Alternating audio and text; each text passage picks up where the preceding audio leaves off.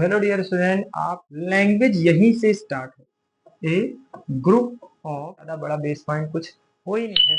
मिलते हैं next part में। चलिए आइए जानते हैं कि ये व्याकरण और ग्रामर का क्या यूज था हमारी लाइफ में, जो हमें पढ़ने के लिए सभी लोग फोर्स कर रहे थे और हम स्टार्टिंग से आज तक या जब तक हम पढ़ते हुए आ रहे थे हमने इसी पे ध्यान नहीं दिया क्योंकि सब लोग ज्यादा ध्यान दे रहे थे। ठीक है, तो चलिए समझते हैं पहले व्याकरण होता क्या है। पहले अगर ऐसे हम पॉइंट्स में समझें तो व्याकरण एक ऐसा मीडियम है जिसके थ्रू आप किसी भी लैंग्वेज को सीख सकते हो। इसका मतलब कि हर एक लैंग्वेज का अपना एक क्या होता है, व्याकरण होता है, मीन्स अपना एक ग्रामर होता है। और उस ग्रामर को जब हम सीख लेते हैं तो वो लैंग्वेज हमें अच्छे से समझ में आ जाती है। अब आप कहेंगे सर मैं पंजाब चला जाऊंगा, पंजाबी सीख लूंगा। आप बोलना सीख जाओगे but you will not able to write it, है ना। आप उसे लिख नहीं पाओगे, आप उसे सही से पढ़ नहीं पाओगे। तो कहने का मतलब क्या है, अगर आप लिखना, पढ़ना और बोलना तीनों प्रोसेस अच्छे से करना जानते हैं चाहते हैं तो आपको पढ़ना होगा उसके लिए क्या, उस लैंग्वेज का ग्रामर। डेफिनेशंस को देख लेते हैं।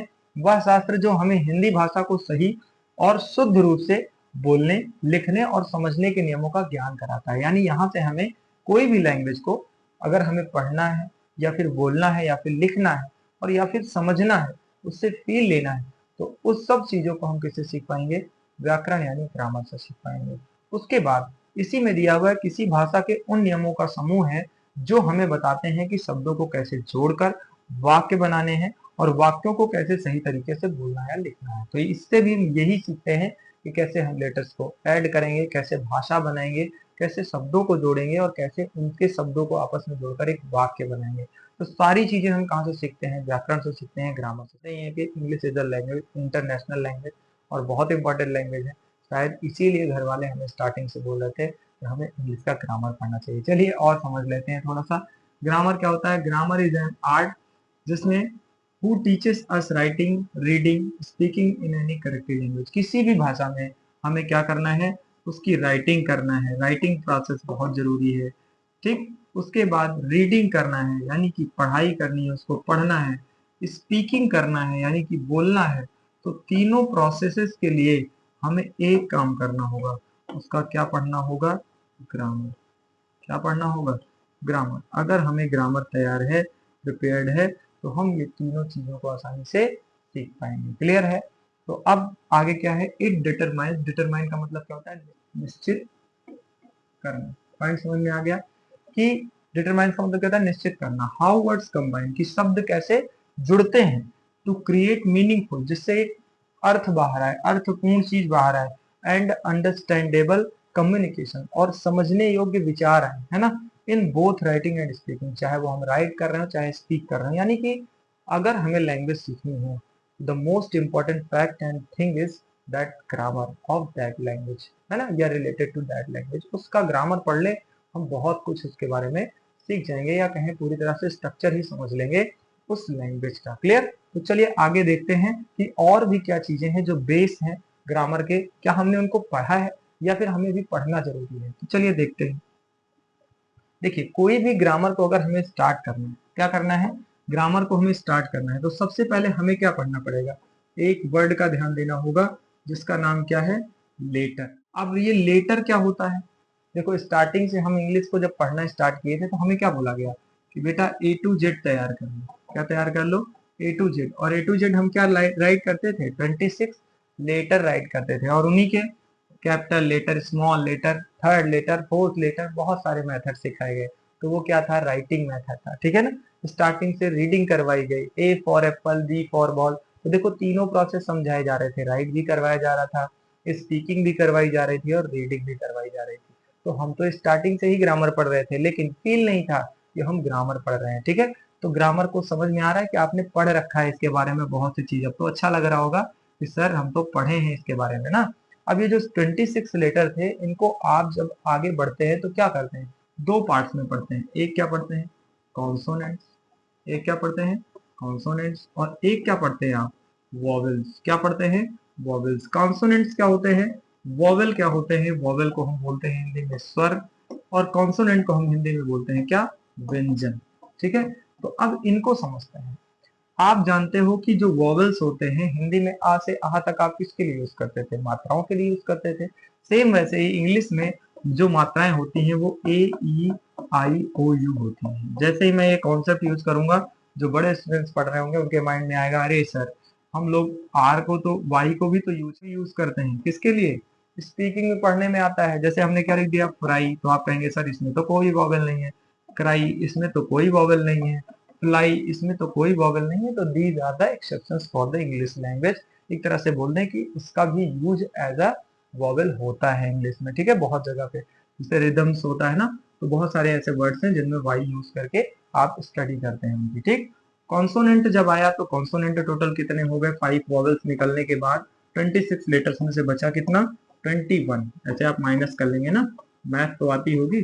26 माइनस 5 इक्वल टू 21। तो 21 आपके क्या बचते हैं, कॉन्सोनेंट बनते हैं। तो ये कॉन्सोनेंट क्या क्या होते हैं, तो आप अच्छे से जानते हो कि कॉन्सोनेंट बी हो जाएगा, सी हो जाएगा, डी हो जाएगा। ऐसे ही लिखते हुए कहाँ तक जाएंगे, जेड तक जाएंगे, जिसमें से क्या सेपरेट कर देंगे, only A to A E I O U को हटा देंगे, बाकी सारे हमारे क्या हो जाएंगे, लेटर हो जाएंगे। अच्छा, अब लेटर की अब हमें डेफिनेशन कहा जाए लिखने को, तो कैसे समझ में हम लिख सकते हैं, हम क्या बोल सकते हैं, it is smallest smallest unit of language. Language क्या हो जाएगा, लैंग्वेज, ठीक है ना।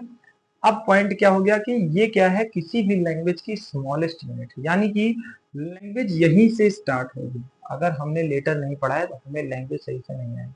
हम मान लीजिए स्पीकिंग करना सीख जाएंगे, बट राइटिंग और रीडिंग नहीं आएगी, लिखना और पढ़ना नहीं आएगा। तो कहने का मतलब हो गया कि ये सबसे स्मॉलेस्ट यूनिट है। इसीलिए सबसे पहले देखो हमें क्या पढ़ाया गया, आ से आहा तक, का से क्या तक। इंग्लिश में क्या पढ़ाया गया, ए टू जेड पढ़ाया गया। बात समझ में आ गई ना। अब आपको समझ में आ रहा होगा कि मम्मी पापा क्यों इतना डांट रहे थे, स्कूल का टीचर क्यों डांट रहा था, बेटा A for apple, B for ball, है ना। समझ में आ रही है बात। तो इसीलिए हमने हमने वहां से स्टार्ट कर दिया था, क्या करना, इंग्लिश लैंग्वेज को सीखना। तो चलिए अब आगे देखते हैं कि और क्या एक चीज इंपॉर्टेंट होती है जो लैंग्वेज को धीरे धीरे और बढ़िया अच्छा बनाती जाती है, हमें कोई लैंग्वेज समझ में आने लग जाती है। चलिए समझते हैं। अगला जो पॉइंट होता है वो आपका लिखा हुआ है वर्ड। क्या होता है, वर्ड। अब ये वर्ड क्या है हम थोड़ा सा समझेंगे।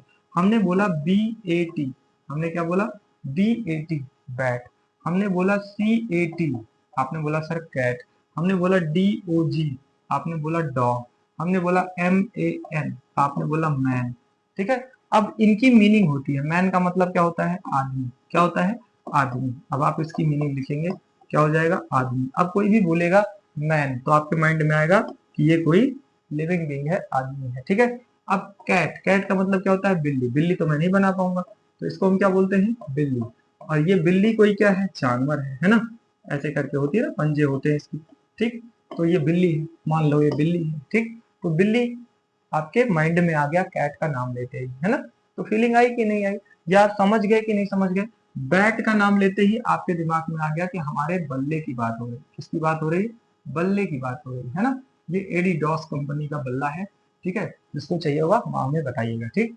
तो बैट ये भी समझ में आया। डॉग लिखा तो हमारे माइंड में आ गया ये क्या है, कोई डॉग है। डॉग कैसे बनाते हैं, 5 5 3, है ना, और 5 5 5 5। ये इसको ऐसे मिला दिया, इसको ऐसे मिला दिया, इसको ऐसे, ऐसे ऐसे और ऐसे, ये बन गया आपका कुत्ता, ठीक है। तो ये डॉग है ना। तो हम जैसे जैसे इन वर्ड्स को पढ़ रहे हैं, इनको पढ़ रहे हैं, तो इनसे क्या हो रहा है, हमें पता चल जा रहा है, इसका मीनिंग पता चल जा रहा है कि इसका कुछ मीनिंग है। पता चल रहा है कि नहीं चल रहा है। अगर हम ऐसा लिख देते यहाँ पर HTTPMR, तो क्या आपको इससे कोई फीलिंग आ रही है, क्या आप इसको पढ़ सकते हो, क्या आप इसको प्रोनाउंसिएट कर सकते हो, अच्छे से बोल सकते हो, नहीं ना। क्या आप इसको समझा सकते हो, क्या इसकी मीनिंग बता सकते हो, नहीं ना। इसका मतलब ये हो गया कि इसको हम वर्ड नहीं बोल सकते। क्या नहीं बोल सकते, वर्ड नहीं बोल सकते। क्यों नहीं बोल सकते, क्योंकि सर इससे कोई मीनिंग नहीं समझ में आ रही है। इससे हमें कुछ ये नहीं समझ में आ रहा है कि सर ये है क्या, है ना, क्या लिखा हुआ है, हम ये क्लियर नहीं कर पा रहे हैं इससे। इसीलिए हम इसको बोल रहे हैं कि ये कुछ भी नहीं है ना, इसका कोई मतलब नहीं है। तो वर्ड अब आपके माइंड में आ रहा होगा कि वर्ड होता क्या, क्या होता है वर्ड। वर्ड वो होता है जिसका कोई मीनिंग हो। और इसमें क्या होगा, ये बी क्या है आप बताओ, ये तो लेटर है सर, अभी पीछे पढ़ा हमने। ए क्या है, ये तो वॉवेल है, अरे वही लेटर ही है, लेटर का ही पार्ट होता है वॉवेल। टी क्या है, ये भी लेटर ही है। तो लेटर्स आपस में क्या हुए हैं, ऐड हुए हैं, और वो क्या बना रहे हैं, वर्ड बना रहा है, बट एक कंडीशन है, क्या? ये तो नहीं है वर्ड। क्यों नहीं है? क्योंकि मीनिंगलेस है। क्या है? मीनिंगलेस है, यानी इसका कोई मतलब नहीं है, इसीलिए वर्ड नहीं है। तो हम डेफिनेशन क्या बनाएंगे? ए ग्रुप ए ऑफ लेटर्स, है ना, लेटर्स का ऐसा ग्रुप, है ना, विच हैज मीनिंग या फिर सेंस, है ना, इसका कोई मतलब हो, या फिर एक तरह से क्या कर दें, लिख दें मीनिंग, है ना, मीनिंग इज कॉल्ड लेटर। उसी को हम क्या, सॉरी यहाँ पे तो हम वर्ड पर है ना, तो हम उसी को क्या बोलते हैं? वर्ड। पॉइंट समझ में आया कि वर्ड किसको बोलोगे आप? वर्ड क्या होगा आपका? बैट आपका वर्ड होगा, यस होगा। कैट आपका वर्ड होगा, यस होगा। लेकिन मैं ऐसे कोई वर्ड लिख दूं, ऐसे कोई चीज लिख दूं, या फिर मैं इसको थोड़ा सा इरेज करूं, मैं कह दूं कि नहीं सर मैं तो वॉवेल लेके बनाऊंगा, तो वो तो वर्ड ही होगा। क्या मैं ऐसे लिख दूं? इसका मतलब आप समझ जाएंगे, इसका मतलब क्या होता है? नहीं ना। तो कहने का मतलब हम सर वर्ड अब उसी को बोलेंगे जिसमें लेटर्स आपस में कंबाइंड होंगे, और उन लेटर्स का कोई मीनिंग आएगा, उनके ग्रुप से बनने से जो वर्ड आ रहा है उसका कुछ मीनिंग आएगा, तो हम बोलेंगे कि वो क्या था? हमारा वर्ड। तो these are the steps to create the language. ठीक है, अब ये सारे आपके क्या होते हैं? स्टेप होते हैं जिनसे लैंग्वेज क्रिएट होती है। तो सबसे पहले आपने क्या सीखा? ग्रामर को फील लिया आपने कि क्या होता है ग्रामर। आपने लेटर्स देखे जो कि हमने पहले ही पढ़ लिए हैं। हमने वर्ड देखे, बस इनमें से थोड़ा सा डिफरेंस क्या था कि वर्ड लेटर्स के ग्रुप से बनते हैं, और वही वर्ड होते हैं जिनकी कोई क्या होती है? मीनिंग होती है, जिनसे कोई सेंस बाहर आ रही होती है, जिससे हमें कुछ समझ में आता है। जैसे हम हिंदी में ही मान लो बनाए, हम बहुत बड़े हिंदी में समझने वाले इंसान हो, है ना, और जिसका मीनिंग ही हमें ना समझ में आ रहा हो, और इसका अर्थ ही ना कोई पता चल रहा हो, तो क्या इसको कोई बोलेगा तो आप हंसेंगे नहीं, आप कहेंगे पता नहीं क्या बोल रहा है, पागल हो गया है ना।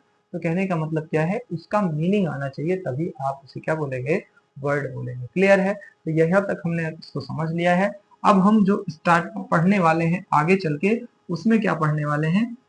इसमें हम पढ़ेंगे किसके बारे में? हमने पढ़ लिया ग्रामर की स्टार्टिंग। ग्रामर की स्टार्टिंग की ग्रामर किससे स्टार्ट होती है? ग्रामर जाती है पहले लेटर के पास। किसके पास जाती है? लेटर के पास। लेटर जाता है क्या बनाने? लेटर जाता है बनाने वर्ड। अब वर्ड क्या बनाएगा, ये हमको नेक्स्ट पार्ट में देखना है कि वर्ड आखिर क्या बनाएगा, और जिससे जाके वो बनने के बाद बनेगी हमारी एक फाइनल क्या?